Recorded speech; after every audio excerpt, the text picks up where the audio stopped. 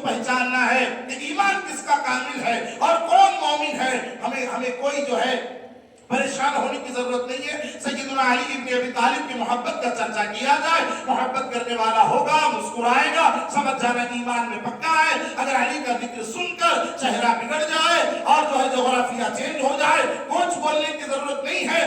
آقا نے پیمانہ بتلا دیا, علی ابن ابی طالب کی محبت ایمان اور منافقت میں فرق کرتی ہے. بغض جو ہے وہ منافقت ہے اور محبت جو ہے وہ ایمان کی علامت ہے. اب اس پیمانے پر آپ کی محبت کو آپ سنیے. یہ پیمانہ کس نے دیا؟ یہ آپ کی اولاد نے نہیں دیا. اگر یہ حدیث, اگر یہ جملہ حضرت سیدنا امام حسن و حسین یا امام جعفر امام باقر کا ہوتا تو کہہ سکتے تھے کہ بھئی ہو سکتا ہے دادا جان بابا جان کی محبت میں انہوں نے ایسا کہا. نہیں ایسا نہیں. یہ نبیوں کے سردار حبیب کردگار نے کہا ہے, ان ہوا الا وحی یوحا. نبی جو بھی کہتے ہیں اللہ حکم دیتا ہے وہ کہتے ہیں. اب یہ زبان نبی کی ہے, کلام خدا کا ہے. یہ خدا فرما رہا ہے کہ اے حبیب آپ کہہ دو علی سے محبت کرنے والا مومن ہے اور ان سے بغض رکھنے والا اور ان کے خلاف جانے والا وہ منافق ہے. یہ اللہ کے رسول علیہ السلام نے پیمانہ بتلا دیا.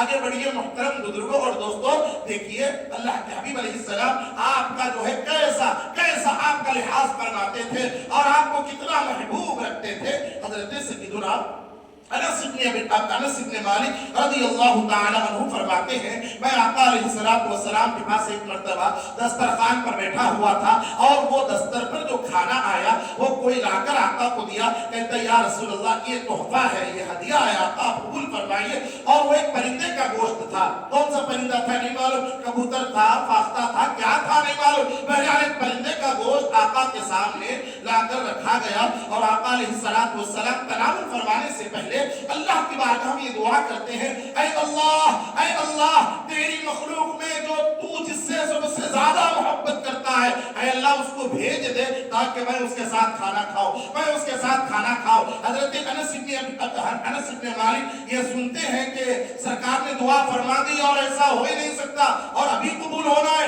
ایسا بھی نہیں فرمایا سرکار نے کہ یا اللہ شام تک بھیج دے, ابھی بھیج دے, اب کھانا تیار ہے, کھانے والا ابھی آنا چاہیے. اب انس ابن مالک کو بھی معلوم اب آنے والا جو آئے گا وہ حضور کی دعا کی مقبولیت کا اثر ہوگا. آپ دروازے کی طرف دیکھنے لگے. حضرت انس انصاری قبیلے کے تھے اور وہ مدینے کے تھے. ان کے دل میں خیال آیا کاش کوئی انصاری آ جائے, کاش کوئی میرے قبیلے کا آ جائے اور اس کو یہ شرف مل جائے کہ وہ رسول اللہ کے ساتھ بیٹھ کر کھانا کھائے اور وہ مخلوق میں سب سے افضل ہو, سب سے جو ہے وہ محبوب ہو. یہ سوچتے ہوئے حضرت انس بن مالک بیٹھ گئے. اچانک دروازے پر دستک ہوئی. جب دروازہ کھولا کوئی اور نہیں, حضرت مولا علی شیر خدا کھڑے ہوئے تھے. حضرت انس بن مالک نے فرمایا اے علی سرکار کھانا کھا رہے ہیں, آپ تھوڑی دیر کے بعد آئیے. حضرت انس نے فرمایا کہ اے علی سرکار کھانا تناول کر رہے ہیں, آپ تھوڑی دیر کے بعد آئیے. دروازہ بند کر دیا.